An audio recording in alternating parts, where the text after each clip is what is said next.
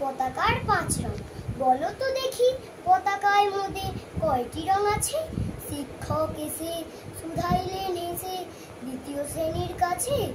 একসাথে মিলে সব ছেলে বলে চিৎকার করে জোরে, 3টি বর্ণ রয়েছে রাঙানো জাতীয় পতাকা জুড়ে।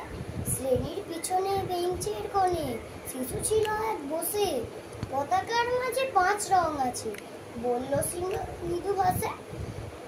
সরল শিশুটির কথা শুনে বাকি শিশুগণ হেসে খাইল তো কুটি। শিক্ষক রেগে বলেন, হেঁকে বোঝাও কি করে 5টি? সরল শিশুটি বলল তখন মাথা নিচু করে ভয়ার্ত স্বরে। সরল শিশুটি বলে, ওপরে গেরুয়া মাঝখানে সাদা, সবুজ আছে তার তলে, আর আছে আঁকা গোলাকার চাকা, নীল রং আছে মেতে। শিক্ষক বললেন, এটি নিয়েও তো হচ্ছে 4টে। অবোধ শিশুটি বলল তখন, রং আছে আর এক, লাল লাল ছোপ দাগ দেখা যায় ওই পতাকার মাঝে।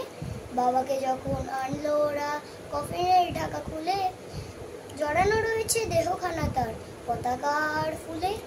এই নিয়ে হলো 5টি, এবার তো ঠিক আছে? সরল শিশুটির জবাবখানি কাঁপিয়ে দিল বুক, অশ্রু এলো নয়ন ভরে, শুকনো হলো মুখ।